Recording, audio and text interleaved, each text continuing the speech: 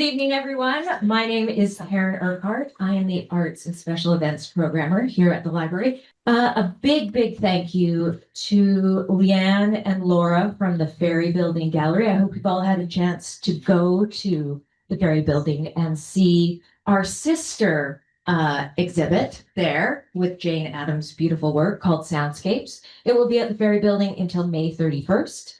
And the pieces of Jane's in the library, both the main floor and the lower level, will be here until June 10th.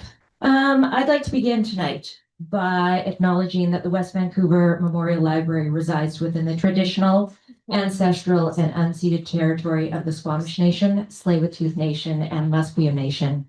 We recognize and respect them as nations in this territory, as well as their connection to the lands and waters around us since time immemorial. I am grateful tonight that the art and music in my life continue to bring our community together, and to the library for providing us a space for reflection and learning. Before I hand things over to our two main speakers tonight, I just wanted to give a little bio on them both. Jane Addams is a Canadian artist whose career spans more than 6 decades. She began her artistic training in 1961 at the Chelsea School of Art in London, before returning to Vancouver to graduate from the Vancouver School of Art in 1965, which we now know as the Emily Carr School of Art. It's a university now. It's a university, yes. Jane has exhibited widely across Canada with shows in galleries from Victoria to Montreal, including the Don Stewart Gallery, the Gallery Esperanza in Montreal, and the John Ramsey Gallery and Elliott Lewis Gallery in Vancouver. Most recently, her work has been featured in a major 2023 exhibition, which is where we first met, at the West Vancouver Art Museum. And that lovely exhibit is accompanied by a catalog called Order Over Chaos. And we do have a copy of it in the library if you ever want to take a look. After Jane, we will be inviting David Gordon-Duke to the podium. David is from Vancouver and has degrees in musicology from the University of British Columbia, the University of North Carolina, and the University of Victoria. Stop it. Isn't that enough? He studied composition with Jean Coulthard and wrote his doctoral dissertation on her orchestral music. He also wrote about Coulthard for the German musicological dictionary and MGG, and co-authored Jean Coulthard, A Life in Music with William Bruneau, which we have in our collection as well. A former dean of the Faculty of Language, Literature, and Performing Arts at Douglas College, he currently teaches at the School of Music at Vancouver Community College and contributes essays and reviews to the Vancouver Sun and Classical Voice North America.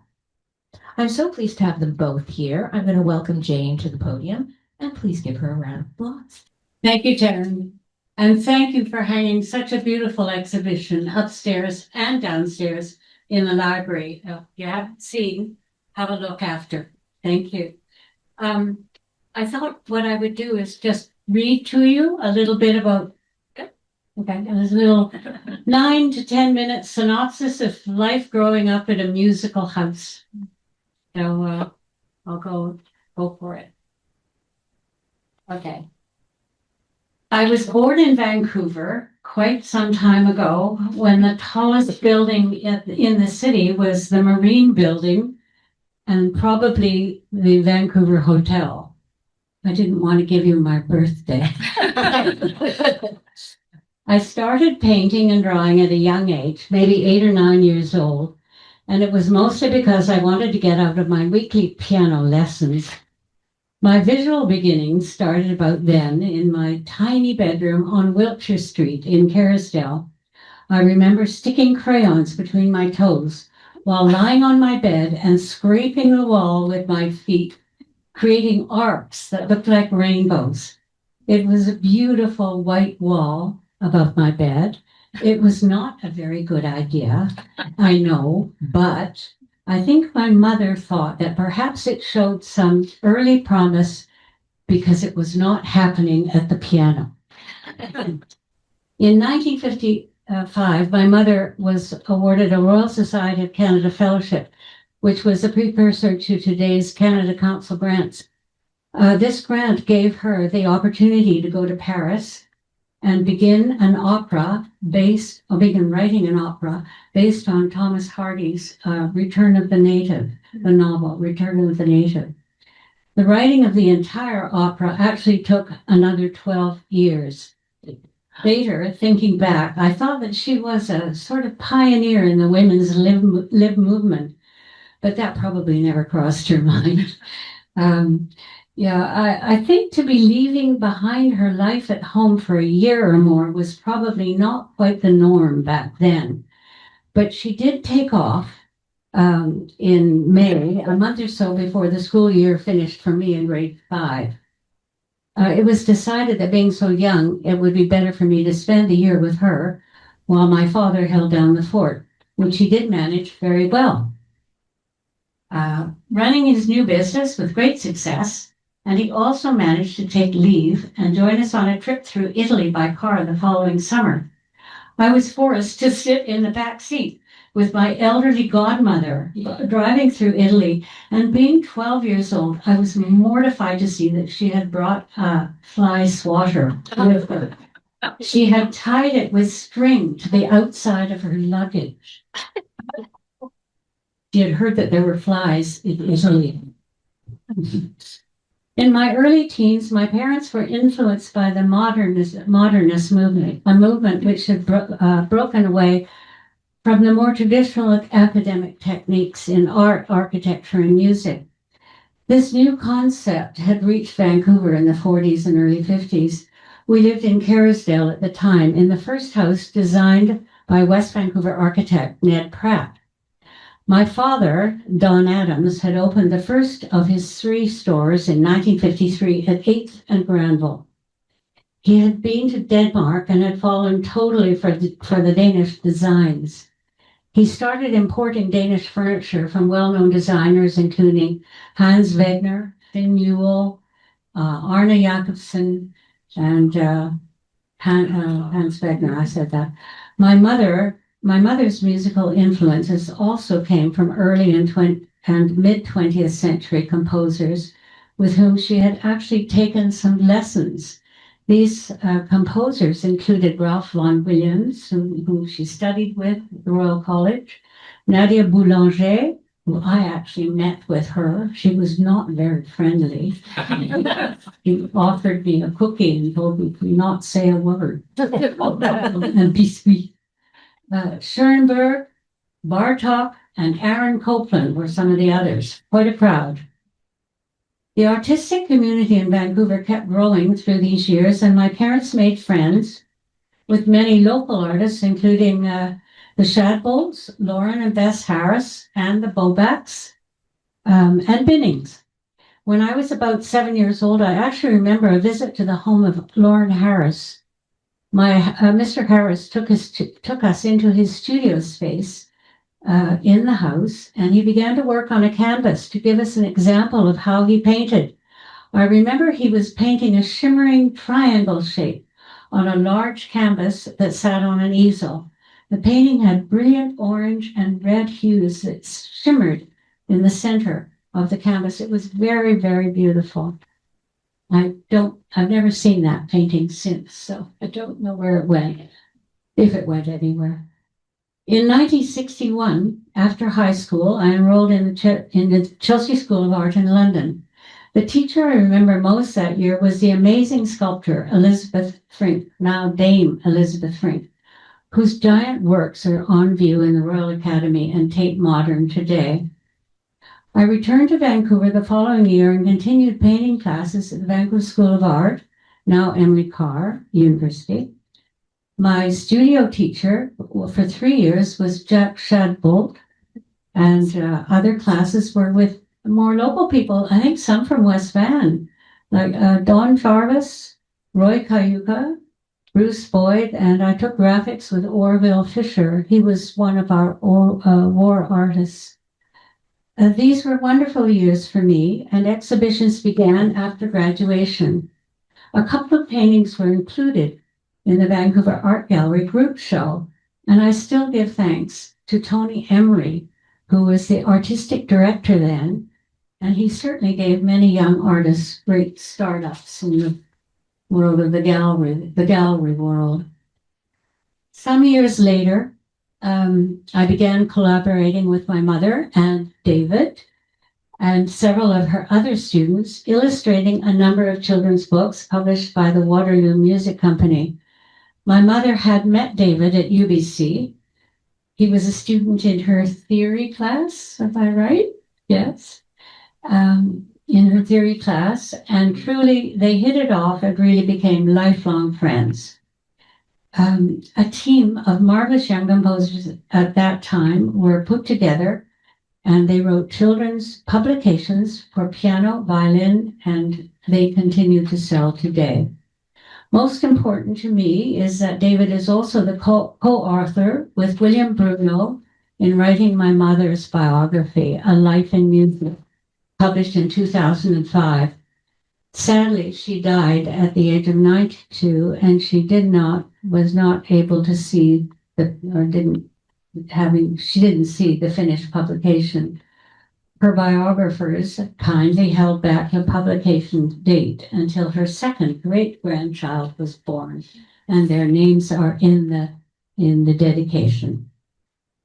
During the 70s and 80s, I lived in Montreal with my husband and daughter, exhibiting and teaching. So it was in 1990 we decided to return to the West Coast, and we chose West Vancouver to be near my mother, who had moved into the Pink Palace just down the street here. And she was lucky, and she found that the Pink Palace was just about the only building in 1990 that had an elevator large enough and a living room large enough to hold a grand piano. We found a house where I had my own separate studio and was able then to teach weekend workshops. Exhibitions continued for me over the following years at John Ramsey Gallery, Elliott Lewis Gallery, and the Ferry Building Gallery. And as Taryn mentioned, in 2023, I had a summer-long exhibition at the West Vancouver Art Museum, jointly with some of the paintings of Bert Binning. Lastly, I crossed over to abstraction in 2017, and I began to paint views of the city from where I live in Kitsilano. I now have a small studio just walking distance from home on Granville Island, which I love, and living close to the sounds of the inner city definitely had a large impact on my senses, and I started to paint in a less conventional form. I began to use graphic elements to depict my new living space. Some of my work in recent years reflects the tight density of neighborhoods, the rattle of shopping carts in our laneway at 5 a.m., and car horns going off, early morning seagull cries, sirens and flights descending over the city, pre-dawn, all the sounds I hear from my workspace. And now, in this series of paintings, my mother's musical influences have returned to inhabit my paintings in many, many ways. It is hard to visualize musical notes. I discovered it's very hard. I also found that reaching out to her titles was a help.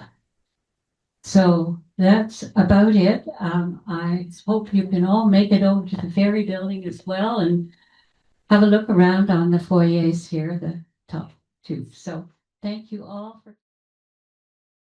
Well, I'm going to say it takes a great deal of cheek to do a presentation on a major figure in musical history. But I am going to just plunge ahead and do my thing, and hopefully we will have enough musical examples and enough of a biography to be able to make sense of what is going on in this wonderful conjunction of music and the visual arts.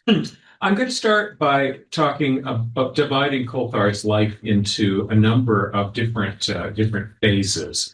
We'll start with the really rather interesting and complicated business of being a composer from Vancouver in 1908. How do you become a composer? Well, Jean Coulthard was very lucky in one sense because her mother was a musician. She had a father who was a doctor, but her mother was a musician who had trained in Boston at the New England Conservatory. And when you're a young composer and you have a mother who knows all about music, it's a little bit easier. It's still hard, but it was that much easier. We have in the UBC archives her very first book of compositions written between about the age of 7 and 12, little pieces about family events, you name it. But essentially, it was still a difficult proposition because being a composer, like anything else, requires very specific training. You can have the best will in the world, but if you don't actually get the opportunity to work with the great and the good who know how to produce composers, you're never going to really make it beyond the amateur stage. With, again, good luck, when Coulthard was hitting the university age, of course, there was no music department in Vancouver until after the Second World War. It was decided that there was a family member, an uncle, living in London, who would have his niece to be in London and to learn how to compose at the Royal College of Music. There, she had a year of lessons with Ralph Vaughan Williams, the great British composer. And it was a wonderful experience for her, though she said, I cried all the way across Canada. I cried all the way on the boat to London. And then when it was time to come home at the end, I cried all the way back. The unfortunate thing about this was that Vaughan Williams, by all reputes, was a terrible composition teacher. He did not really know what to do with a rather shy young woman from the provinces. And when Jean came home, in less than ideal circumstances, I'm going to have to say, she would sit in her bedroom late at night, confiding to a document which we have called The Diary of a Young Composer. And she said, I really wish I had gotten more from Vaughan Williams. I wish he'd been able to tell me some of the things I needed to know as a composer.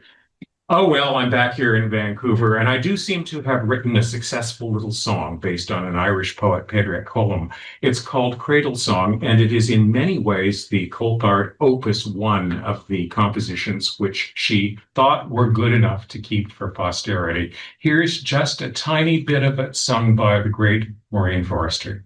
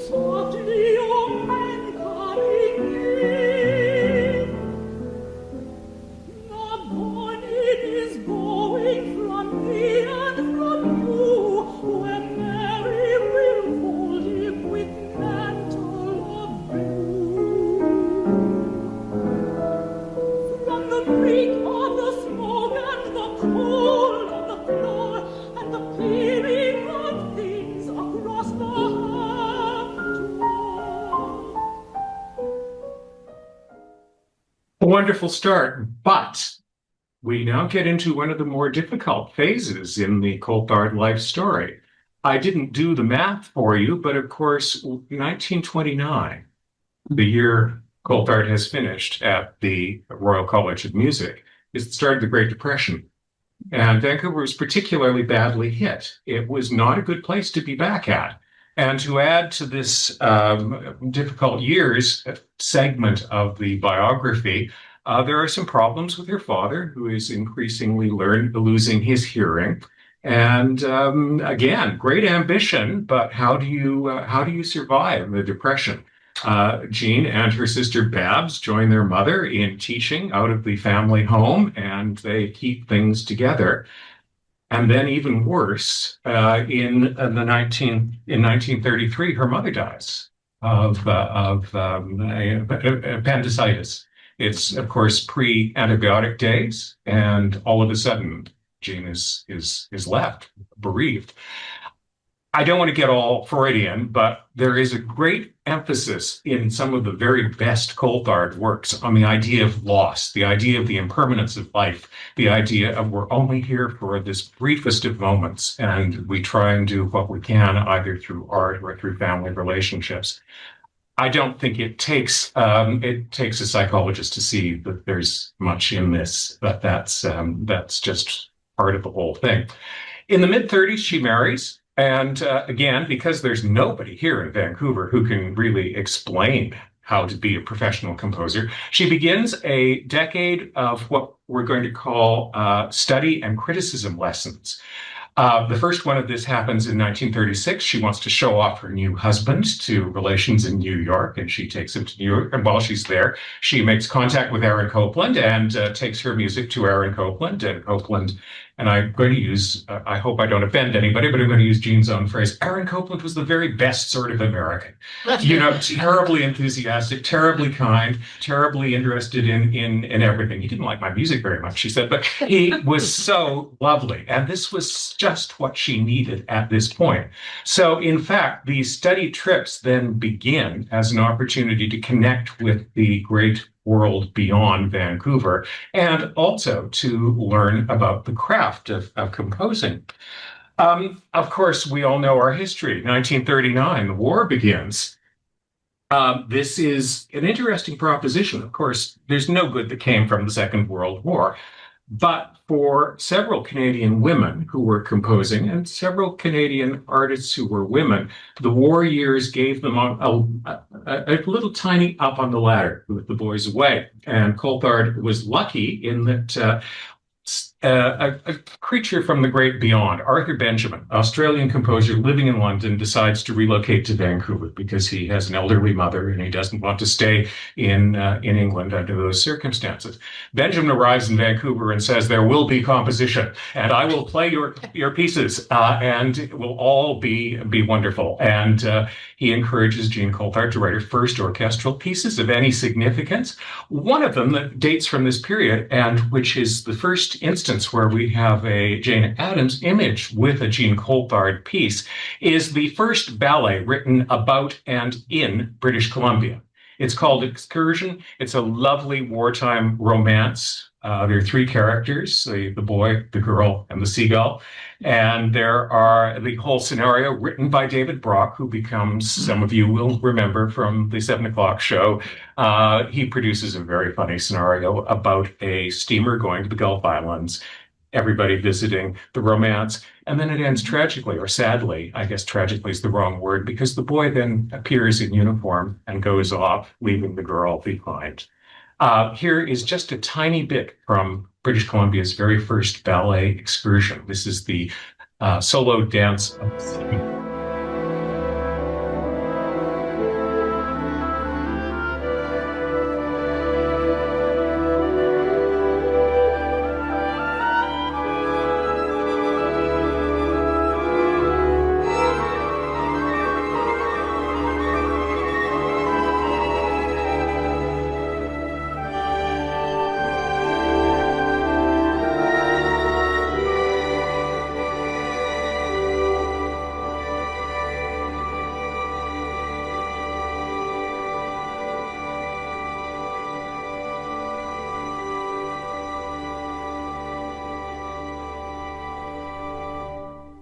I must say my favorite moment in Excursion, and this is very Dave Brock scenario, is that after the pas de deux between the boy and the girl and the pas de trois with the seagull, we get a crowd scene and a bunch of obnoxious boys come on their bicycles, ringing their bicycle bells. It's called Bicycle Parade. And then Brock says a bunch of physical fitness cultists, apparently dressed by Omar the tent maker, appear on the dock to wave goodbye. And I would love to see this staged at some point. We've mentioned these study trips. The war gave a certain opportunity, and Jean was able to go to Oakland, where the great French composer Darius Milhaud was teaching at Mills, and also, of course, not being in occupied Paris. And she then went on to Los Angeles, although she always pronounced it in the very old Los Angeles way, Los Angeles. She went and had lessons with Arnold Schoenberg. Now, Arnold Schoenberg is often considered to be one of the great dragons of modernism. He's this terrible man who invents this way of writing music that nobody wants to listen to and that is very difficult. And he was so charming. She found him a delight. He offered to send her music, which was very much not in his style, to his publisher, Schoenberg. He was ideal in terms of giving her additional confidence.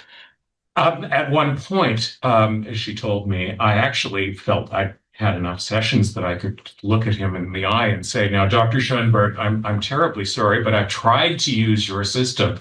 And what comes out makes me sound like particularly advanced Scriabin." And Schoenberg just howled with laughter, apparently, and said, "Oh, my dear lady, if you were going to use my system, you would need to study from the German Renaissance through and the Romantics to understand how this all works." It's, the implication being 12-tone wasn't something you just put on like a new hat. In any case, these study trips were wonderful, but they weren't enough. And two events are going to happen during the war. First is her husband, Don Adams, joins the Navy. And that means he no longer has a life of his own. He's various and sundry places. The other thing that happens is Jane. And she's already introduced you to her, her arrival in this picture. Somewhat extraordinarily, in 1944 and 1945, Jean takes Jane and they go to New York, where there are relations and implicitly a little bit of daycare. Then we have the great moment in the long apprenticeship of Jean Coulthard, where she meets up with one of the main composition teachers at the Juilliard School. She does not go to the Juilliard School, but has lessons privately with a gentleman by the name of Bernard Wagenaar. Now, we've just recently in Vancouver heard the occasional work by his father, who was also a composer, but Bernard Wagenaar is the guru of composition teaching at Juilliard, and he accepts Jean Coulthard as a private pupil. This is the right thing at the right time, because he is able to put her through the mill of how to be a professional composer, how to take small ideas and develop them into extended pieces, how to think professionally about promoting your work.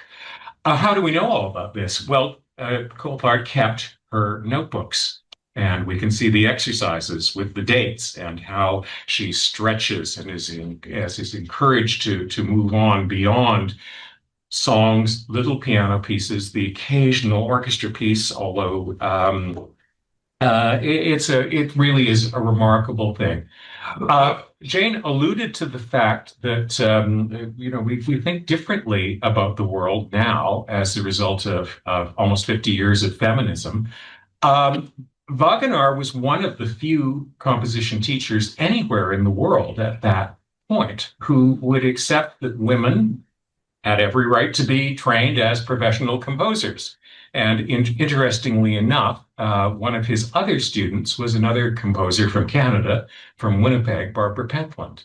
They both studied with Wagenaar. And when we were doing our research, we came up with the discovery that when Wagenaar first came to North America from the Netherlands, he attracted the attention of a wealthy woman who was also a significant composer in the 1890s through to the 1930s. Mrs. H.A.J. Beach was how she called herself, but these days the idea of taking her husband's name is no longer fashionable, so we refer to her in programs now as Amy Cheney Beach, not Mrs. Beach, as was the case. But I've often wondered whether Wagenaar was doing a little bit of payback with the fact that he was seemingly so encouraging, though very rigorous, with the women who came to study with him.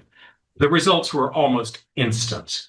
There's one last person in the pantheon of the great names that Coulthard met and had sessions with, and that is Bela Bartok. She knew of his music. Bartok, very tragically, had fled too late from his native Hungary. Bartók was a profound anti-fascist and was very disillusioned with the way the Hungarians were behaving, but he did not leave Europe until his elderly mother had died, and then established himself in North America, in New York.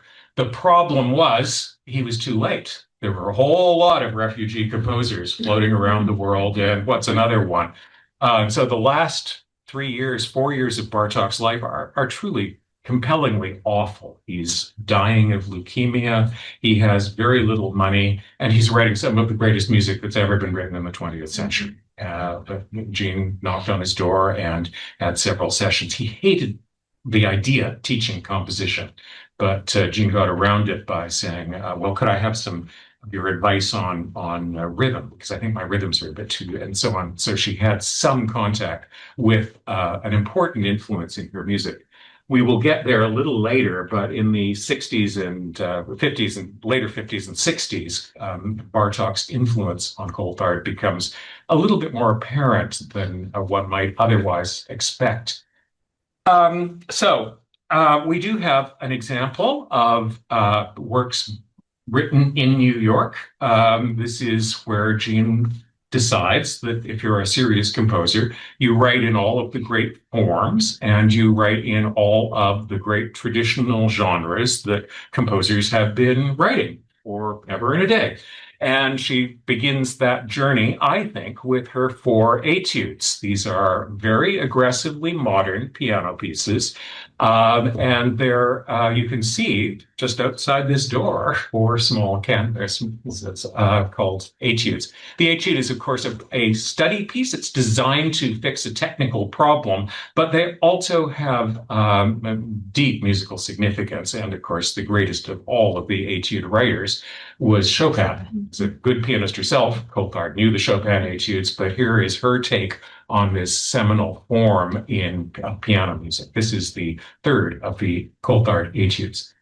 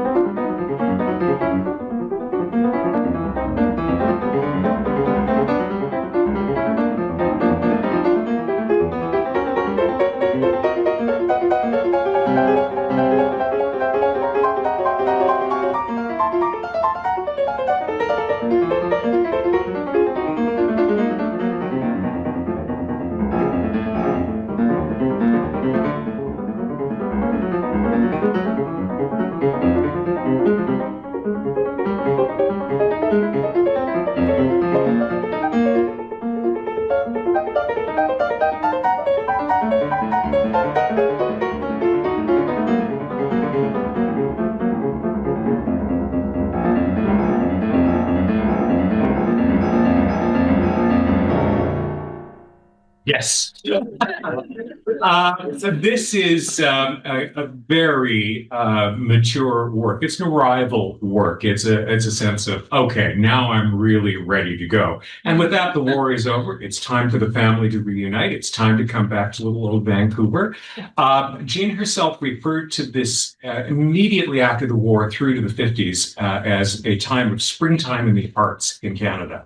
And this is definitely the case. This is when many of our great established institutions begin to really get traction. We do have a CBC before this period, but they get a different level of funding. We move into a period where we have an arts council based very much on the British model as thought up by John Maynard Keynes. And in Vancouver, we have a group of people spearheaded by just having a moment about the name of the group, Community Arts Council, who are saying, you know, we really need a faculty of music at UBC. And we get a faculty of music at UBC. It's called Harriet Askin. Yeah. We bring in the second violin from Canada's only professional string quartet and say, here, start up a school. Daskin had enough money to pay for his own salary. And his wife came into the bargain, Frances, who's a good pianist and a lovely person. But he hired, for about 10 cents on the dollar, Jean Coulthard to come and teach theory subjects because he was not able to do that. And this began then her years, her quarter century of teaching at UBC. This also, then, with the re-establishment of the family, with the unification, with the new job, with the Don Adams business beginning to take off, this becomes an incredibly creative period. And we want to sort of say that this is, becoming a full-blown professional and establishing a professional life. Nobody in Vancouver knew what a professional composer did in 1948, but Jean Coulthard wrote the book on how to become a professional composer in Vancouver. And she started by the obvious place to start, writing music that she thought was important. She began by writing duo sonatas. There's a duo sonata for oboe and piano, which has recently been re-edited by the wonderful oboist of the National Arts Center. She wrote a sonata for piano. She wrote any number of things. She wrote her first symphony, which was written in 1950 and played once and not played again until last fall. The National Arts Center. It's going to be given its deuxième as opposed to premiere next January, we hope. But it was a really good time to be writing, and it was good to be teaching, and it was good to establish this notion of what a professional composer does. But on the other hand, it's becoming an increasingly, I'm going to use the word misogynistic culture. The Canadian composers of that era were pretty solidly a boys' club.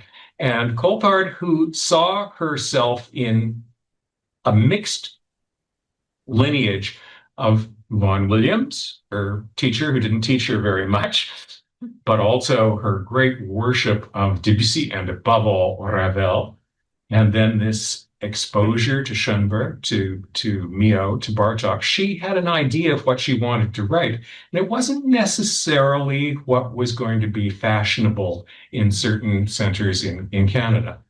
We all now don't care. It doesn't matter because we know some of her compositions from this period are some of the best things that she wrote as a newly mature, just turned 40 composer. And the work I'd like you to hear that symbolizes this confidence and also great emotional intensity is her sonata for cello and piano. Now, a sonata is usually a tripartite proposition. This is Jane's interpretation of this as a visual triptych as opposed to a musical one with a substantial first movement, a core, an emotional core movement in the center, and then a sort of throwaway in the finale. We're going to hear just a bit of the very dark and very emotional center movement called Saraband of the cello sonata.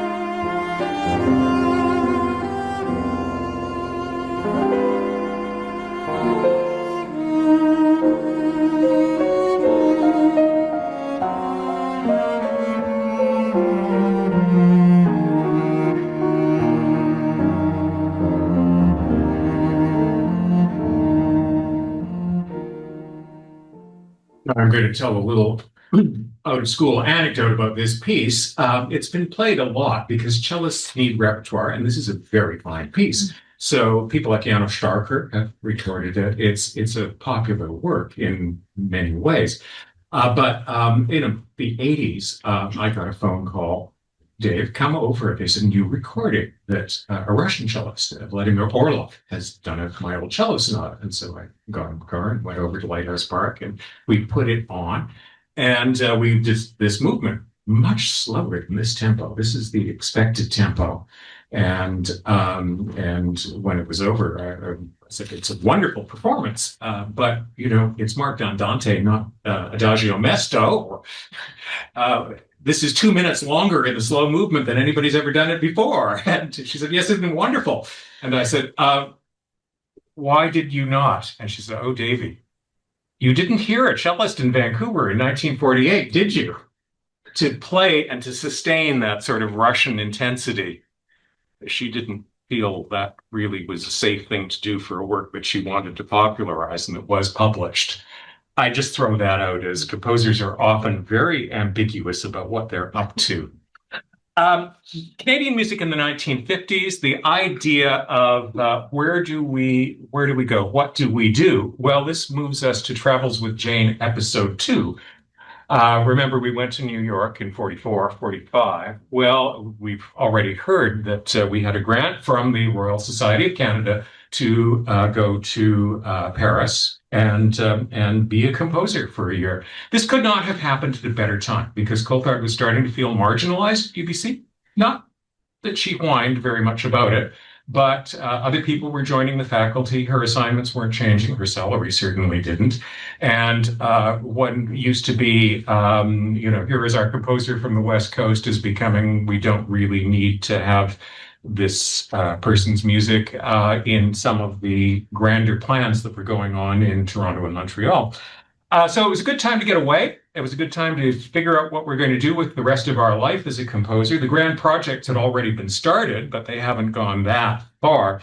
And so the year in Paris and in Roquebrune, up the hill from Menton, was very significant. And I think, again, I don't want to overread as a biographer psychological nuances, but it seems to me absolutely inescapable that in France, Coulthard decided she was going to be the composer she wanted to be, and she wasn't going to worry about anybody else. She also developed a absolutely Presbyterian work habit. The notion of every year I'm going to write 5 or 6 major compositions, all the while teaching at UBC. Well, this gets set in the mid-1950s. Oh, a little bit of Fly Me to the Moon. The great opera, which is a full-length multicast proposition, is started at this point and not finished until 1970, almost 1980. Another of the grand schemes is she decides, well, I like writing duo sonatas for instruments and piano. I'm going to try and write one for every instrument of the orchestra. And she got as far as almost all of them, but begged off when it came to the trombone and the double bass. But you want a bassoon sonata? It's one of her greatest pieces. It's even though the bassoon is not an instrument that one particularly thinks appeals to a good number of composers. The Vancouver-born bassoonist who used to work for the National Art Center said bassoon. Yeah, dinosaurs and grandfathers, that's all we do. But that's not the way the Coulthard sonata works. In any case, I think this middle 1950s, very pivotal time. And from then on, it's full steam ahead with big projects. There's a piano concerto, there's a violin concerto. These are big 40-minute works of great stature. To choose a piece, I'm going to go slightly perverse in my year in France after effect piece, because in about 1960, she wrote 2 pieces that I absolutely adore. They're actually 2 songs for lyric baritone, interesting voice notion, piano, and string quartet. So they're not lieder per se, because they're instrumental. They're called 2-night songs. And the first one is based on a very Edwardian poem. which is imagining, oh, I don't know, a lovely ball this time of year with good weather, and it's 4 a.m, and two young people are starting to discover each other, and we get this intense Edwardian eroticism in the most amazingly un-Canadian music in the 50s sound. This music is so romantic and so intense.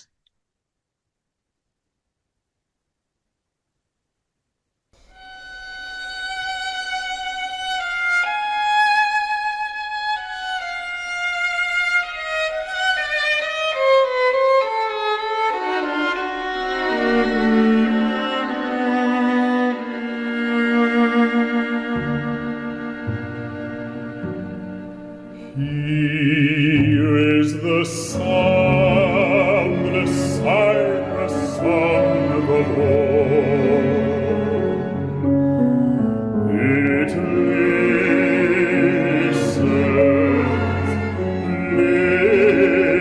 listens for the trees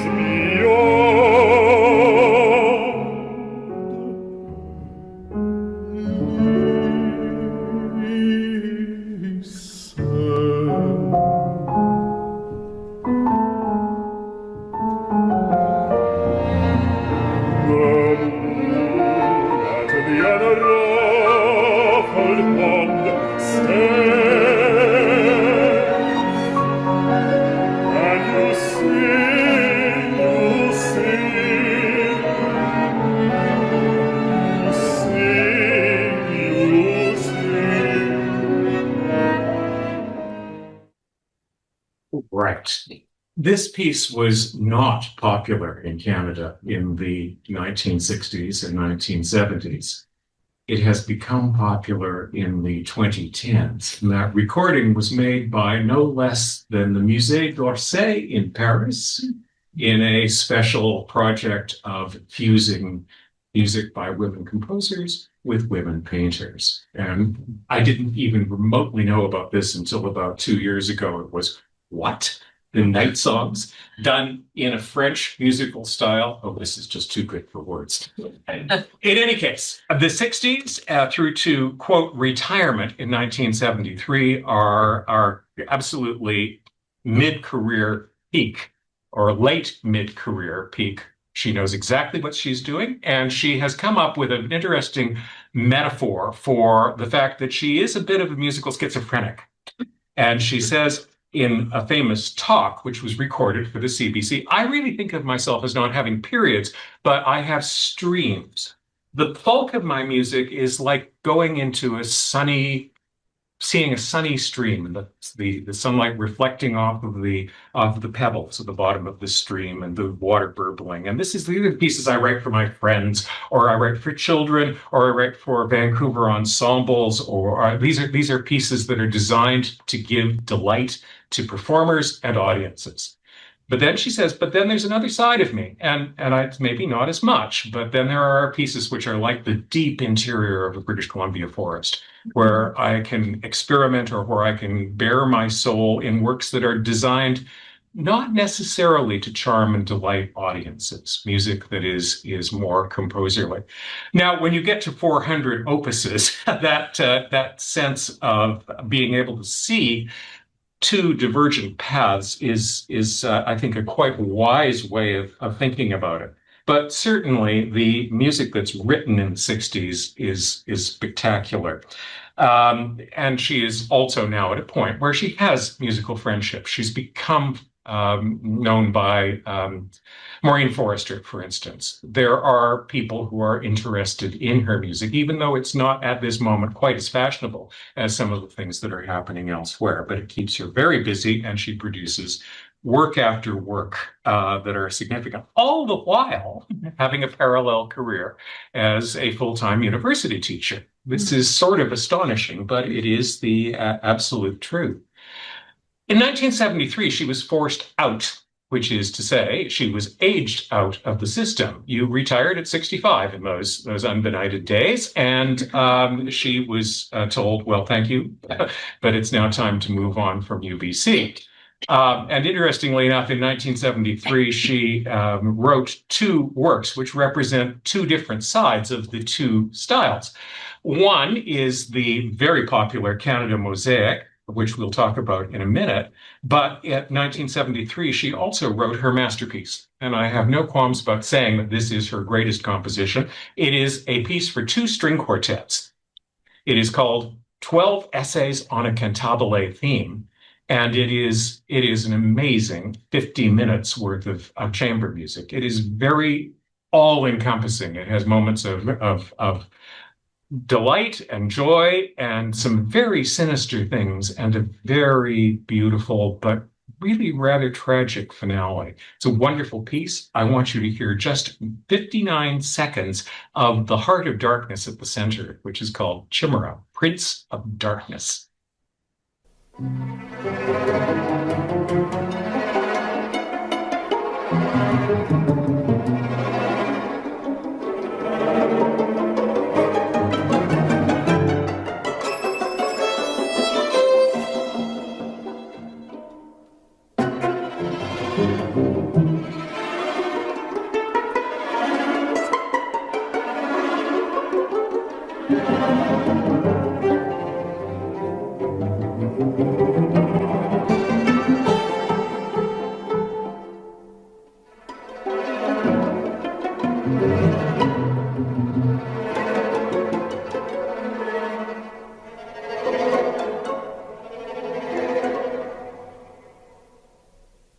Now, the joke about this is when this was premiered on the CBC announcer worked with, I don't know, biographical information and didn't actually listen to the piece. And so it was introduced as if it was a lovely folk song suite by Vaughan Williams and was the most wonderful, evocative, old school stuff. And we were also furious about it. Gene actually said, that man makes me sound like an old Edwardian table. This is, of course, a bit of a problem because, composers live and develop and change. And not everybody, people who had a composer who is at retirement age, pigeonholed, as this is what Jean Coulthard does, did not have a broad enough sample to understand the incredible achievement of the octet. I just can't begin to tell you how important it is, and why I think it is her signature achievement. But there's so much Coulthard there; one doesn't have to play favorites. Well, we're 65. We're ready to retire, says the university. What was Jean Coulthard's attitude? It was finally. Now my time is my own. I can teach whoever I want to, which she did. She carried on teaching. She went to summer music programs on Vancouver Island in Banff. She traveled a fair bit. She'd always traveled, or if she could. And so it's definitely a non-retirement. For her 70th birthday, the Vancouver Women's Musical Club, as was, decided that since Jean Coulthard's mother helped found it, it would be a good idea to have a 70th birthday concert. And that was put together for 1978. It was headlined by Maureen Forrester and John Newmark, but we had a full evening of Coulthard compositions done as this grand retirement but non-retirement concert. And quite the event it was. It was my last professional gig as a page turner. Fortunately, I did okay because it's the most thankless job in all music, I've got to tell you. But it was an amazing moment. But it was just the start of decade and a half of sustained serious work. Yes, there was a sense of let's get the big projects finished. The opera was ready for performance. There were, well, I haven't yet read in the clarinet sonata. I suppose I'd better. There were more and more things that were sort of finishing off. But at the same time, there were other manifestations of this two streams approach. And one of the things that she found very interesting in the 70s and on into the 80s were some of the things that younger composers were doing, particularly some of the composers in Eastern Europe, Penderecki, Lutoslawski, composers who are still thought to be particularly difficult. And somehow or other, Coulthard wanted to explore some of their sounds and their techniques, but always in the context of her own style. And this is an interesting proposition. I want you to hear a tiny bit of a piano piece. It's one of her late popular piano pieces. It's called Image Astrale. There's two images. There's of the stars and of the earth. Astrale is a spacey piece. And to get the feeling of deep space and the unknown, we have devices like using your forearms on the piano, but very quietly to produce sort of a beautiful sound rather than just thunk. And then star points of all of the chromatic pitches and an elaborate form. It's experimenting as somebody in late maturity, playing games with new ideas, but making them your own.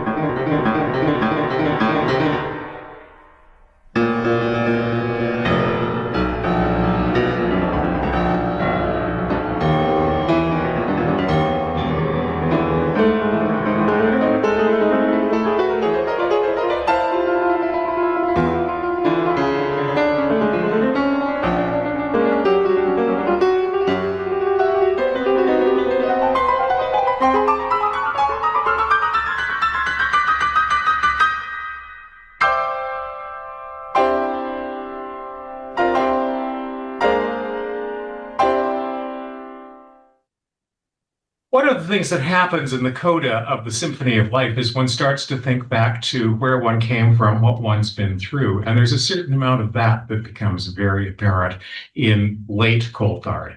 The most obvious example is her orchestral suite, Canada Mosaic, which was commissioned by Maestro Akiyama for the VSO because they thought they were going to play in China. Well, the Cultural Revolution put an end to that, but Maestro Akiyama did take the piece on tour to Japan. And then some years later, because it was for a very large orchestra, the CBC Radio Orchestra said, would you think of cutting it down for smaller forces? And that's where the version known as Introduction in Three Folk Songs comes from.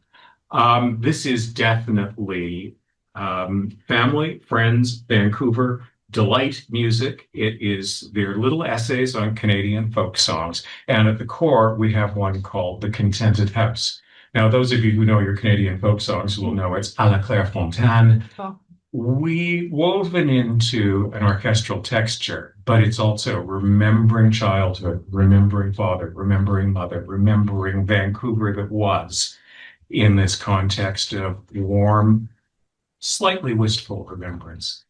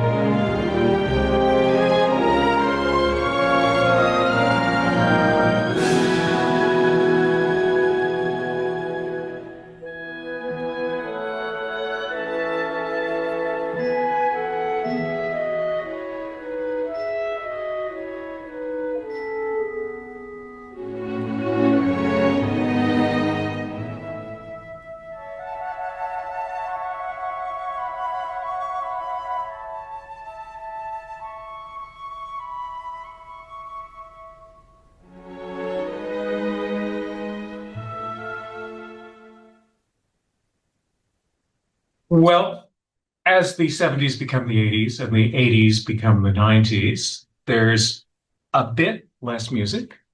There's still music. Coulthard said that she wanted to keep writing until she was 80. 80 came and went, and she still kept on writing pieces. But there was also bringing projects to a sense of completion. Many interviews with Bill Bruno, which of course informed the little book that we were able to write. All of this is of great significance. The concluding phase of her life was very rich in its own way, as she essentially summed up her life and work as a composer. I take this opportunity to thank everybody involved in this wonderful opportunity to do a project of music and art. I love it, and I thank Jane and of course the library, and for my assistant Mohammed here for keeping me honest with and doing the tech, which I am incapable of. I want to leave a few moments for questions, but I also would like to let Jean say goodbye herself by playing a whole complete piece. She had earlier in her career written a series of preludes. Now, next to even more than etudes, preludes go back to Chopin, and we take them terribly seriously. Preludes are like omelets. They have to be done really fast in a hot pan, and if they don't work exactly right, they're scrambled eggs. Preludes are a very composerly form, and she had written a series of them, and then very late in life, she was asked by a pianist, would you consider writing some more preludes? And she said, well, yes, I would. And she finished off what became a baker's dozen of preludes. And the very last one is what we're going to play. The title isn't Farewell, which is the way the octet ends. The title isn't Goodbye. The title is Illumination. And here is a wonderful new recording by David Poivin of the 13th Coulthard Prelude as her goodbye for this afternoon.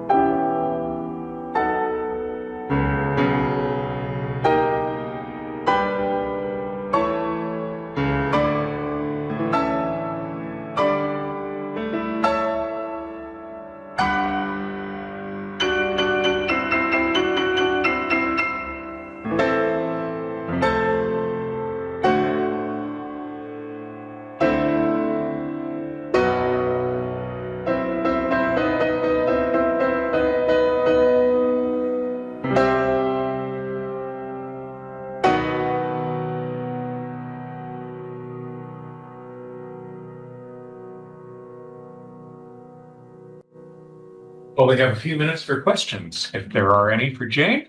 Come up here so you've got the microphone. Was your mother a troubled person? No, not at all. No.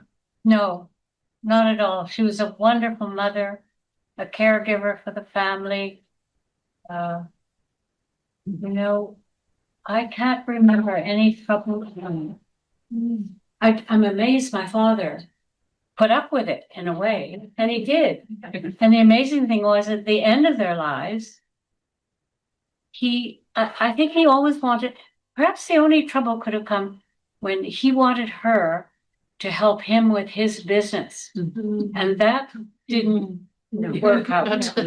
She once went on a buying trip to Denmark for him when he was ill. But other than that, in the end of their lives, he really supported her. He went to all the concerts. He cooked all the dinners. He helped her with everything he could. So it was quite a remarkable marriage. It was give and take. You know, they went their different ways. I was very different growing up in that house because my friends' mothers stayed home in those years. And with my own, it was quite different. It was pretty. She was gone for a long time, then she'd be back again. And it worked out. The reason I asked the question was because not that I understand much about music, but she seemed to express in it both the highs and the lows of life, dark and light.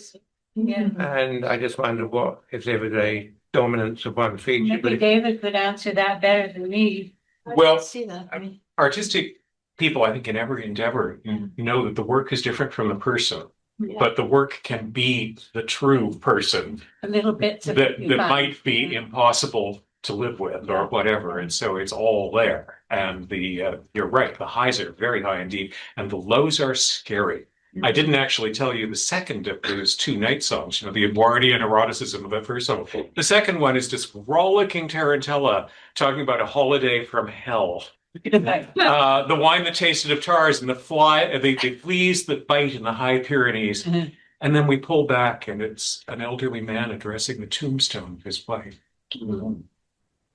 It's a very dark but wonderful piece. So again, I think the full person is revealed in the music. Yeah. Thank you. Yes. Did you play your mom's compositions while you were painting? Sorry, can you speak? Did you play your mom's compositions while you were painting? Yes. Not all of them. Some of them are hard to hear. David has access more than I do. But yes. And I heard a lot on the radio. And when I hear them on the radio and I'm working, I just nearly break up. Because it's so I know it so well. And Well, I hear it's her. so wonderful to be able to hear your mother at any time that you want it. You know, amazing. It is. It's quite emotional for me now. But for me, it's very sensitive music. I don't know. For me, it's very sensitive. It brings a lot of senses. So I don't know how you say it in English, but it brings a lot of stuff from your heart. Your mother's music. Yeah.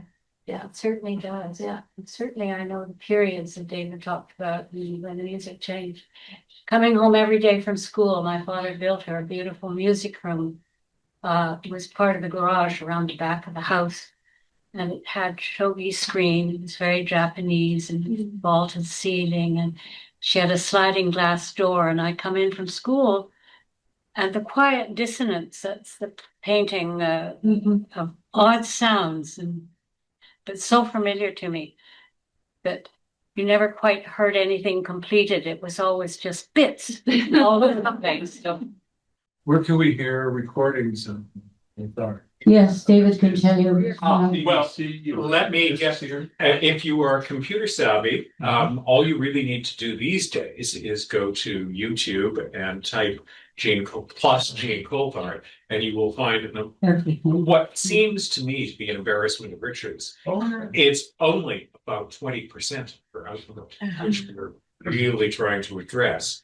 But every couple of months, there's something new, and that's wonderful. Now, not all of the recordings are on the level of the David Poivin Preludes. That's a stunning performance, but there's lots that you can hear, and that's my preferred method in. You could just Google her name, and everything will come up about her entire history, and then there'll be it transfers you over to YouTube. Okay. It's not like a CBC doesn't have it or. Oh yes. The CBC did some old vinyl 633 recordings, but they're sort of obsolete now. And actually, it was a wonderful thing, which I wish I could share more easily, but the BBC did a Composer of the Week on Coulthard, the first Canadian to be done. And that was 5-hour-long, wonderful documentary. Every morning an hour. It was astonishingly wonderful, actually. When was that done? About 10 years ago. It was pre-COVID. Oh. Yeah.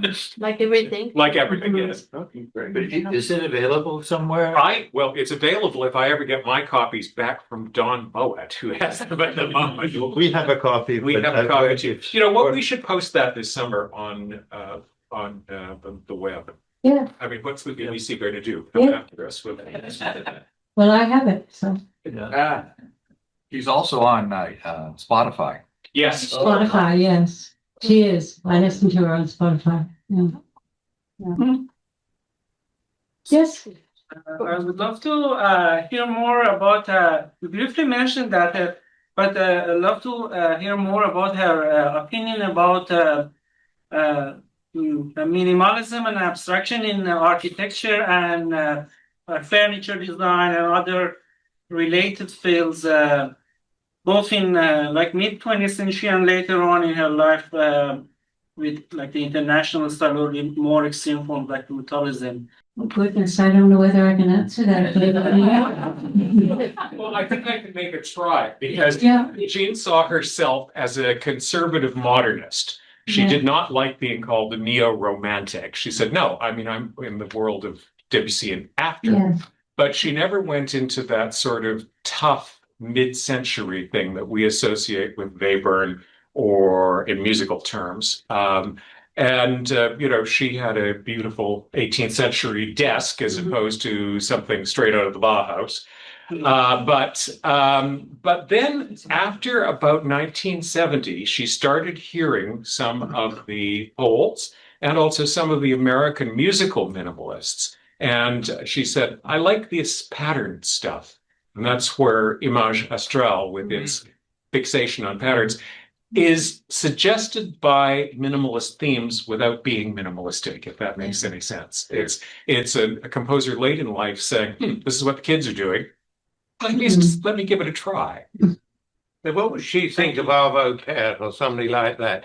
She didn't hear any Pärt that she particularly knew of. I'm pretty sure, but she did seriously admire Penderecki, and we had such a thing for Lutoslawski that we went to Banff to meet him, which was a wonderful meeting of the minds. They got on like a house on fire. I think she wanted to see that music wasn't just sort of throwing out everything and was growing in a logical and organic way. And so she liked people who had a sense of musical past, even if they were exploring in new directions. Image Astrale made me think of Arvo Pärt, and I could see the beginnings of it, but I didn't know whether there was any association at all. I don't think there was much. I mean, she may have known some of the early Pärt pieces, like the Countess in Memory of Bridge in Britain, because that was out. Everybody listened to it. But I think it was more the Poles that she was trying to learn from. I'm curious if you could speak for a little bit about the images that you seem to use over and over, these universal grids, these boxes, these eggs, and how this relates. So that happened in the little talk I gave when we moved, and my husband and I moved to Kitsilano from a very quiet garden hidden away in West Vancouver. And my husband always wanted to be quite urban. So it worked out that we plunked ourselves right in the middle of Kitsilano into great noise. And I think at the time we moved in, there was a roof going on a very large building next door. And it was a lot of banging and noise. And I did a series of paintings that they were always, it's a duplex. So the two houses sit in them and the rooms are divided and it's all about what goes on in the home. And all of my paintings have a Triangle. oh, yeah, got them up there. Well, the triangle is representative of home and the city that I see from our top balcony. And this is an earlier abstract that began where the transition began and I came into total abstraction. So that is the beginning and this is the end. Yeah. And I think this one was called Laneway Tunes.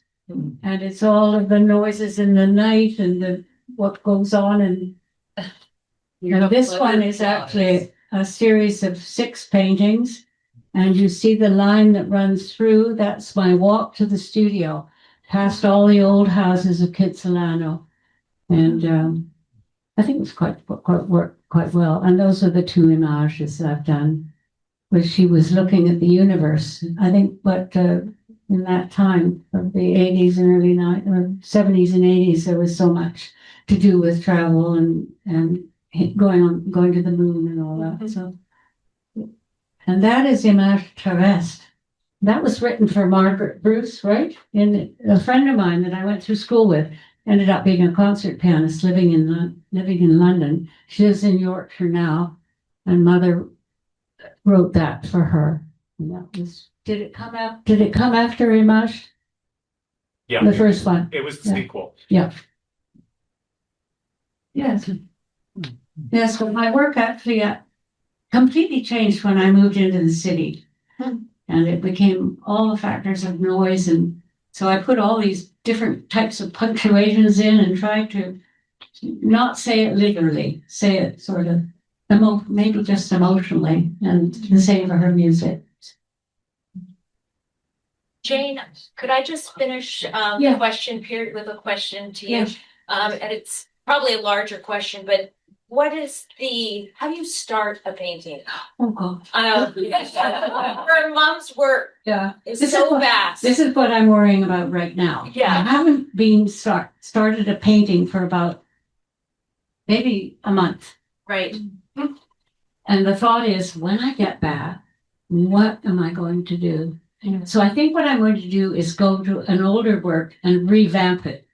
And then I get an idea about what's going to happen in that respect. And actually in the middle of all of this, I actually did some floral work. I went to Denmark and it was a couple of years ago, and there was a beautiful sunny fall, and I ended up painting hydrangeas bushes, and I did them all on rice paper, just the heads. So I have a whole bunch of those hidden away now too, and pine cones, and I can't tell you what's going to happen, but it is a hard one for all artists. They dread the moment they have to go back and face a blank canvas, and it's been said 1,000 times. Well, I want to thank you so much. Here, you just stand beside me. Here, so we hit the camera. Thank you so much for joining us. And David, it's been a pleasure.